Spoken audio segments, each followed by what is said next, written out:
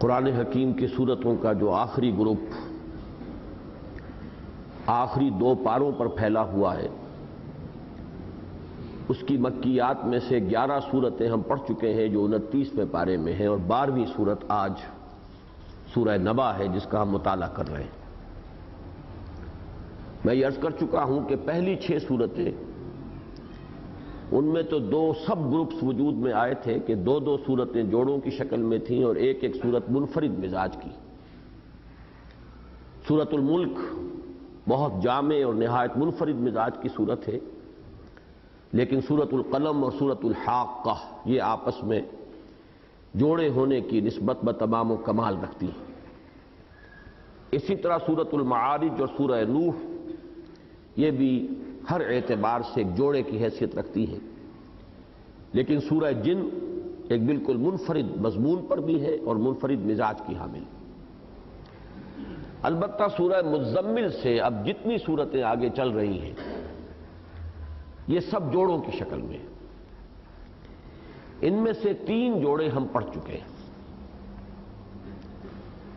ان میں سے سورہ مزمل، سورہ مدثر، سورہ قیامہ، سورۃ الدہر 2 جوڑے ہم پڑھ چکے ہیں۔ سورہ مرسلات اور آج سورہ نبا اس میں جمع کی جائے تو پھر یہ کہ یہ 4 جوڑے بن جائیں گے۔ میں پچھلی مرتبہ عرض کر چکا ہوں کہ سورہ مرسلات اور سورہ نبا میں یہ نسبت زوجیت جو ہے جوڑے ہونے کی نسبت بتمام و کمال موجود ہے۔ آج ذرا ایک بات اور دلچسپی کی حامل ہے، اس کو نوٹ کر لیں۔ ان چیزوں کی معنوی اہمیت تو شاید زیادہ نہ ہو، لیکن قرآن حکیم سے ایک ذہنی اور مزاجی مناسبت پیدا کرنے میں یہ چیزیں یقیناً مفید ہیں۔ سورہ قیامہ اور سورہ دہر، سورہ مرسلات اور سورہ نبا، اور پھر آگے جو آ رہا ہے جوڑا سورۃ النازعات اور سورہ عبس، ان تو جوڑوں میں ایک قدر مشترک یہ ہے کہ ہر جوڑے کی پہلی صورت میں قسمیں، لا اقسم بیوم القیامہ ولا اقسم بالنفس اللوامہ۔ پھر سورہ دہر جو ہے وہ بغیر کسی تمہید کے، بغیر کسی قسم کے براہ راست شروع ہو گئی ہے۔ هل اتى على الانسان حين من الدهر لم يكن شيئا مذكورا۔ نہ قسمیں، نہ حروف مقطعات، نہ کوئی تمہید، براہ راست گفتگو شروع۔ اگلے جوڑے میں پھر یہی بات ہے، والمرسلات عرفا فالعاصفات عصفا۔ پہلے قسمیں ہیں، لیکن یہ کہ سورۃ النبا یہ بھی بغیر کسی حروف مقطعات کے، بغیر قسموں کے، براہ راست عما یتساءلون عن النبأ العظیم الذی هم فیہ مختلفون۔ یہی آپ کو قدر مشترک جو ہے وہ اگلے جوڑے ملے گی، سورۃ النازعات، والنازعات غرقا والناشطات نشطا والسابحات سبحا۔ اب یہ جو ہے قسموں پر مشتمل ہیں آیات، لیکن اگلی سورت سورہ عبس، عبس وتولی ان جاءہ الاعمی، بغیر کسی تمہید کے، بغیر حروف مقطعات کے، بغیر قسموں کے بات براہ راست شروع ہو رہی ہے۔ تو ان 3 جوڑوں میں یہ بات جو ہے قدر مشترک کے طور پر نوٹ کر لیجئے کہ تینوں کی پہلی جو صورتیں ہیں ان میں قسمیں ہیں، جبکہ ہر جوڑے کی جو دوسری صورت ہے اس کا آغاز بلا کسی تمہید، بغیر حروف مقطعات، بغیر قسموں کے ہو جاتا ہے۔ پہلے 2 جوڑوں میں ایک اور قدر مشترک بھی ہے۔ اب اس کا تعلق ہے قرآن مجید کے آہنگ سے، صوتی آہنگ، جس کو میں نے بارہا کہا ہے قرآن کا اپنا ایک انٹرنزک میوزک ہے۔ اب اس سے آگے بڑھیے تو سورہ مرسلات اور سورہ نبا میں کہ یہ جو نسبت زوجیت جسے ہم کہہ دیتے ہیں زیادہ لمبی عبارت سے بچنے کے لیے، تو اس کو پھر دوبارہ سمجھ لیجیے اس سے مراد کیا ہے۔ زوجین میں بہت سے اعتبارات سے مشابہت ہوتی ہے، بعض اعتبارات سے فرق ہوتا ہے۔ مشابہت بھی ہونی چاہیے، لیکن یہ کہ کسی پہلو سے فرق بھی ہوگا، اور وہ فرق ایسا ہوگا کہ دونوں مل کر کسی مقصد کی تکمیل کریں۔ یہ ہے در حقیقت جو بھی کسی بھی زوجین کے جو 2 فرد ہوں گے ان کے مابین مشابہت۔ اب مرد ہے، عورت ہے، دونوں انسان ہیں، کہ جتنے پہلو ان کے اندر مشابہت کے ہیں وہ سب کو معلوم ہے، لیکن یہ کہ ایک اعتبار سے ایک فرق بھی ہے، اور وہی فرق ہے کہ جس پر قائم ہے اب آگے نسل کا چلنا اور تناسل اور یہ سارا معاملہ جو ہے اسی سے متعلق ہے۔ ایک فرد جو ہے زوجین میں سے ایک جو فرد ہے وہ اس مقصد کی تکمیل نہیں کر سکتا جب تک کہ دونوں کا اجتماع نہ ہو۔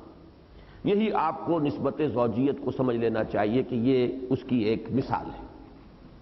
تو دو صورتوں کے مابین نسبت زوجیت میں مشابہتیں بھی بہت ہونی چاہیے اور کچھ فرق ہونا چاہیے، اور فرق بھی ایسا ہو کہ جس سے کسی ایک مقصد کی تکمیل ہو رہی ہے۔ تو میں نے مشابہتیں جب سورہ مرسلات کا ہم نے آغاز کیا تھا تو میں نے کچھ گنوائی تھی، مثلا یہ کہ جو مشابہ آیات ہیں ذرا ان کو نوٹ کیجئے۔ مثلا سورہ مرسلات میں فرمایا، ہم پڑھ چکے ہیں وَإِذَا السَّمَاءُ فُرِجَتْ، آج ابھی ہم نے تلاوت میں تو سن لی ہے آیت، آگے درس میں بھی آ جائے گی، وَفُتِحَتِ السَّمَاءُ فَكَانَتْ أَبْوَابًا، جبکہ آسمان میں دراڑیں پڑ جائیں گی، رخنے پیدا ہو جائیں گے۔ اور سورہ نبا میں جبکہ آسمان جو ہے وہ کھول دیا جائے گا اور دروازے ہی دروازے ہو جائیں گے، بات ایک ہی ہے، صرف یہ کہ الفاظ کا فرق ہے۔ وَإِذَا الْجِبَالُ نُصِفَتْ سورہ مرسلات میں، سورہ نبا میں وَسُيِّرَتِ الْجِبَالُ فَكَانَتْ سَرَابًا، نصفہ جس کو کہا گیا ہے سورہ طٰہٰ میں، پہاڑوں کو ہم ریزہ ریزہ کر کے جو ہے ریت بنا دیں گے، وہی بات یہاں کہی گئی وَسُيِّرَتِ الْجِبَالُ فَكَانَتْ سَرَابًا، اور پہاڑ چلا دیے جائیں گے اور وہ ہو جائیں گے جیسے کہ ریتلے میدان ہوتے ہیں، چٹیل میدان ریت والے، جن میں کہ ایک سراب کی کیفیت پیدا ہو جاتی ہے کہ پانی نظر آنے لگتا ہے درحالے کہ پانی نہیں ہوتا۔ اسی طرح الم نجعل الارض کفاتا، اب ذرا اس آیت کا تقابل کیجئے، الم نجعل الارض مہادا، معلوم ہوا کہ صرف ایک لفظ کا فرق ہے، باقی تقریباً وہی آیت ہے۔ کیا ہم نے زمین کو بنا نہیں دیا سمیٹ لینے والی؟ اور یہاں فرمایا کیا ہم نے زمین کو بنا نہیں دیا بچھونا فرش؟ اسی طریقے سے پہاڑوں کا ذکر، وَجَعَلْنَا فِيهَا رَوَاسِيَ شَامِخَاتٍ، یہ سورہ مرسلات کی آیت ہم پڑھ چکے ہیں۔ یہاں فرمایا وَالْجِبَالَ أَوْتَادًا، ہم نے پہاڑوں کو میخوں کی طرح گاڑ دیا ہے زمین میں۔ اسی طرح فرمایا سورہ مرسلات میں وَأَسْقَيْنَاكُم مَاءً فُرَاتًا، ہم نے پلایا تمہیں پانی بڑا شیریں، وہ جو تسکین بخش ہے۔ یہاں فرمایا وَأَنزَلْنَا مِنَ الْمُعْصِرَاتِ مَاءً ثَجَّاجًا، مضمون ایک ہی ہے، مشابہتیں اس وقت گنوا رہا ہوں۔ اسی طرح فرمایا یوم الفصل، میں آپ کو بتا چکا ہوں کہ قرآن مجید میں یہ انہی صورتوں میں آیا ہے، 3 مرتبہ آیا ہے اس سورہ مرسلات میں کہ یوم الفصل وما ادراک یوم الفصل ھذا یوم الفصل، اور اسی طریقے سے یہ لفظ آیا یوم الفصل سورہ نبا کے اندر، ان یوم الفصل کان میقاتا۔ سورہ مرسلات میں فرمایا تھا وَإِذَا الرُّسُلُ اُقِّتَتْ لِأَيِّ یوم اُجِّلَتْ، یہاں فرمایا ان یوم الفصل کان میقاتا، اجلت، جس کا ایک اجل معین تھا، جس کا وقت جو ہے طے تھا، اور اسی کو قیامت کے لیے فرمایا کان میقاتا، اس کا ایک وقت جو ہے وہ معین تھا اور معین ہے، اور اس معین وقت پر وہ آ کر رہے گی۔ سورہ مرسلات میں ہم پڑھ چکے ہیں ھذا یوم لا ینطقون ولا یؤذن لهم فیعتذرون، وہ مضمون سورہ نبا میں آئے گا لا یملکون منہ خطابا یوم یقوم الروح والملائکۃ صفا لا یتکلمون، فرشتے تک بولنے کی جرت نہیں کریں گے اور انہیں اختیار حاصل نہیں ہوگا، تو ظاہر بات ہے کہ مجرموں کی زبانیں تو گنگ ہوں گی۔ یہ اب مشابہت کے مضامین تھے جو میں نے آپ کے سامنے رکھے۔ ایک چیز اور نوٹ کرنے کی ہے کہ ایک اسلوب ہے جس کو کہا جاتا ہے استفہام تقریری، بظاہر سوال ہے لیکن اصل میں سوال نہیں ہوتا، کسی چیز کی تاکید کے لیے صرف اسلوب سوال کا اختیار کیا جاتا ہے، جیسے کہ سورہ مرسلات میں 3 دفعہ آیا ہے الم نہلک الاولین، الم نخلقکم من ماء مہین، الم نجعل الارض کفاتا، اور بالکل یہی اسلوب ہے جس سے کہ سورہ نبا اب شروع ہو رہی ہے، اور اس میں چونکہ وہ مضمون بڑی تفصیل سے چلے گا الم نجعل الارض مہادا، تو جو نسبت و تناسب ہے 3 مرتبہ علم سے سوال شروع ہوا ہے سورہ مرسلات میں اور 1 مرتبہ سورہ نبا میں۔ 3 مرتبہ سورہ مرسلات میں یوم الفصل کی ترکیب آئی ہے اور 1 مرتبہ جو ہے وہ سورہ نبا میں آئی۔ یہ چیزیں وہ ہیں کہ جن سے ایک مناسبت قائم ہو رہی ہے ذہن کے اندر کہ واقعتاً ان میں بڑی گہری مشابہت ہے۔ البتہ فرق کیا ہے؟ دیکھیے 2 چیزیں ہیں، ایک ہے جلالی انداز، ایک ہے جمالی انداز۔ ایک ہے جس میں بشارت کا پہلو زیادہ ہوتا ہے، ایک وہ ہے جس میں انذار کا پہلو غالب ہے۔ ویسے تو یہ تمام صورتیں جو آخری دو گروپ ہیں یا جو آخری منزل ہے جو سورہ قاف سے شروع ہوتی ہے وہ آخری منزل، اور اس میں مکی اور مدنی صورتوں کے دو گروپ بن گئے ہیں۔ یہ دونوں کے دونوں گروپ جو ہے اور یہ پورا جو حزب ہے یا پوری منزل، اس کا مرکزی مضمون انذار ہے۔ انذار تو سب میں یوں سمجھیے کہ رچا بسا ہوا ہے، لیکن اس انذار کے ساتھ بھی کہیں کہیں رنگ جو ہے اس میں فرق پیدا ہو جاتا، کہیں بہت گہرا انذار ہے، بڑے جلالی انداز میں ہے، اس میں گرفت کا انداز، زجر کا انداز، ملامت کا انداز، ڈانٹ ڈپٹ کا انداز بہت نمایاں ہے۔ لیکن یہ کہ کہیں اس کے اندر بشارت کا پہلو ذرا زیادہ نمایاں کر دیا گیا ہے۔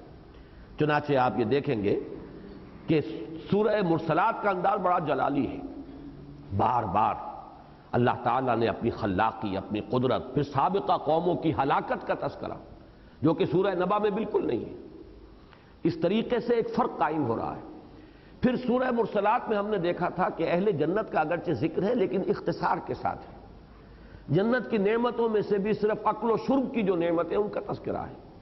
سورہ نبا میں ہم اس کے برعکس دیکھیں گے کہ ذرا تفصیل آئی ہے، اور صرف اکل و شرب کی چیزیں نہیں بلکہ انسان کی جو مرغوبات دوسری ہیں ان کا بھی تذکرہ موجود ہے۔ اس اعتبار سے یہ انذار اور تبشیر کے پہلو سے ان دونوں کے اندر قدر فرق ہے۔ سورہ مرسلات کا انداز بہت گہرا ہے، انذار والا، اور اس میں زجر ہے، ڈانٹ ہے، ڈپٹ ہے، جھنجھوڑنے کا انداز ہے، ملامت ہے، جبکہ سورہ نبا میں آپ دیکھیں گے کہ ربوبیت کے جو شواہد ہیں ان کو زیادہ نمایاں کیا گیا ہے، اپنے احسانات کا تذکرہ زیادہ ہے، جس سے جذبہ شکر ابھرے انسان کے اندر، تشکر اور ایک محبت کا جذبہ پروردگار کے ساتھ ابھرے۔ وہ چیز وہاں بھی ہے لیکن یہاں زیادہ نمایاں ہے، میں صرف فرق بیان کر رہا ہوں، درجوں کا فرق ہے، اور جنت کا اور اہل جنت کا تذکرہ جو ہے وہ سورہ مرسلات کی نسبت سے زیادہ ہے۔ تو یہ چند فرق ہیں کہ جو نسبت زوجیت کو واضح کرنے کے لیے۔ ایک اور چیز ہے، یہ ذرا ویسے تو غیر اہم ہے لیکن جیسا کہ میں نے عرض کیا یہ چیزیں دلچسپی کی حامل ہیں، اور ان کے حوالے سے بہت سی چیزیں ذہنوں میں انسان کے وہ برقرار رہتی ہیں، مستحضر رہتی ہیں۔ قرآن مجید کی بعض اور صورتوں میں بھی آپ کو یہ شے نظر آئے گی کہ بالکل جیسے کہ برابر کی صورتیں ہیں، مثلا سورہ جمعہ ہے اور سورہ منافقون ہے، دونوں دو رکوعوں پر مشتمل، دونوں کی 11 آیات، دونوں میں پہلا رکوع 8 آیات پر مشتمل، دونوں کا دوسرا رکوع 3 آیات پر مشتمل، بڑی گہری مشابہت۔ بلکہ سورہ نبا میں ایک لفظ آ رہا ہے اترابا، ہم سن، تو یہ ہم سن ہونے کا ایک انداز ہے کہ قرآن مجید کی بعض صورتوں میں ہے۔ اسی طریقے سے سورہ کہف اور سورہ بنی اسرائیل، آپ کو معلوم ہے دونوں کے 12 رکوع ہیں، اور صرف ایک آیت کا فرق ہے، 111 آیتیں ہیں سورہ بنی اسرائیل کی، 110 آیتیں سورہ کہف کی، وہ آپ کو نسبت یہاں بھی نظر آئے گی۔ 50 آیتیں ہیں سورہ مرسلات کی، 40 آیتیں ہیں سورہ نبا کی، لیکن دونوں کا دوسرا رکوع جو ہے جو کہ متقین کے ذکر سے شروع ہوتا ہے، ان المتقین فی ظلال وعیون وفواکہ مما یشتہون، اور سورہ نبا کا دوسرا رکوع ان للمتقین مفازا حدائق واعنابا وکواعب اترابا۔